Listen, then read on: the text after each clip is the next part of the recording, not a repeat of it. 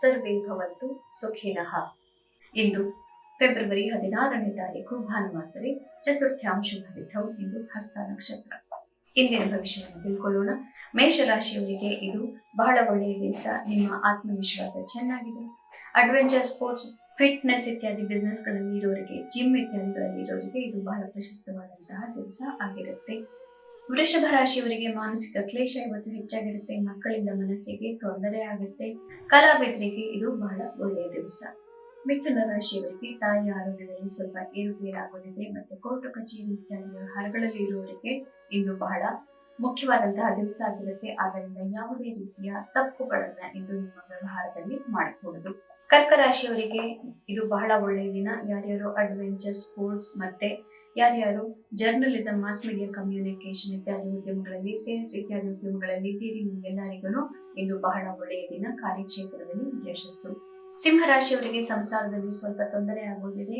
ಹಣಕಾಸಿನ ವಿಚಾರದಲ್ಲಿ ಸಂಸಾರದ ಪತ್ನಿಯಿಂದ ನೆಮ್ಮದಿಯನ್ನ ಕಾಣ್ತೀರಿ. ಸುಖ ಖಂಡಿತವಾಗ್ಲೂ ಸಂಸಾರದಲ್ಲಿಯೇ ಇರುತ್ತೆ. ನಿಮ್ಮ ಜನಗಳಿಂದಲೇ ನಿಮಗೆ ಇದು ಪ್ರಾಪ್ತಿಯಾಗುತ್ತಿದೆ. ಕನ್ಯಾ ರಾಶಿಯವರಿಗೆ ಅಷ್ಟೊಂದು ಪ್ರಶಸ್ತವಾದಂತಹ ದಿವಸ ಏನಲ್ಲ. ಚಂದ್ರ ನಿಮ್ಮನ್ನ ಇಂದು ಆಶೀರ್ವಾದ ಮಾಡ್ತಾ ಇದ್ದಾನೆ. ನಿಮ್ಮ ರಾಶಿಯವರಿಗೆ ಚಂದ್ರ ಇರ್ತಾನೆ. ತುಲಾ ರಾಶಿಯವರಿಗೆ ಸ್ವಲ್ಪ ಕಷ್ಟಕರವಾದಂತಹ ದಿವಸ. ಮುಖ್ಯವಾದಂತಹ ಮಿತ್ರತ್ವಗಳಲ್ಲಿ ಮತ್ತೆ ಪಾರ್ಟ್ನರ್ಶಿಪ್ಗಳಲ್ಲಿ ಒಡಕು ಕಾಣಬಹುದು. ಮುಂದೇನು ಮಾಡಬೇಕು ಅನ್ನುವಂತಹ ವಿಷಯ ನಿಮಗೆ ಗೊತ್ತಾಗದೆ ಗಲಿಬಿಲಿಗೆ ಒಳಗಾಗಬಹುದು. 2 ದಿನ ಮುಖ್ಯ ನಿರ್ಧಾರಗಳು ಬೇಡ. ಧ್ಯಾನಾದಿಗಳಿಂದ 2 ದಿನಗಳನ್ನ ಕಳೆದುಬಿಡಿ.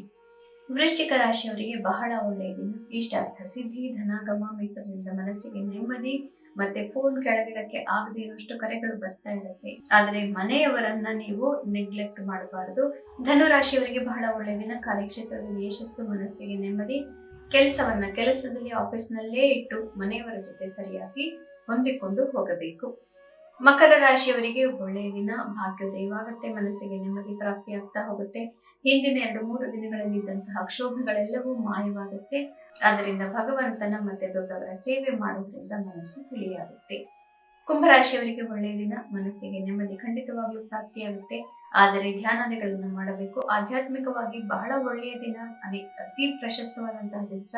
ಆದರೆ ಲೌಕಿಕವಾಗಿ ನಿಮಗೆ ಸಮಾಜದಲ್ಲಿ ಮತ್ತೆ ಸಂಸಾರದಲ್ಲಿ ಅಷ್ಟೊಂದು ನೆಮ್ಮದಿ ಇಲ್ಲದೆ ಹೋಗಬಹುದು. ಧ್ಯಾನವನ್ನು ಮಾಡೋದನ್ನ ಮರಿಬೇಡಿ. ಮೀನ ರಾಶಿಯವರಿಗೆ ಒಳ್ಳೆಯ ದಿನ. ಬೇರೆಯವರಿಂದ ನಿಮಗೆ ಪ್ರತಿಕ್ರಿಯೆ ನೀವು ಅನ್ಕೊಂಡಂತೆ ಪ್ರಾಪ್ತಿಯಾಗುತ್ತೆ. ಆದ್ದರಿಂದ ಬೇರೆಯವರ ಜೊತೆಗೆ ಮುಂದೆ ಹೋದಾಗ ನಿಮಗೆ ಅನೇಕ ರೀತಿಯಲ್ಲಿ ಇಂದು ಯಶಸ್ಸು ಕಾಣುತ್ತಿದೆ. ಪುನಃ ನಾನು ನಿಮ್ಮ ಭವಿಷ್ಯದೊಂದಿಗೆ ನಾಳೆ ನಿಮ್ಮೆದುರಿಗೆ ಬರ್ತೇನೆ. ಎಲ್ಲರಿಗೂ ಶುಭವಾಗಲಿ.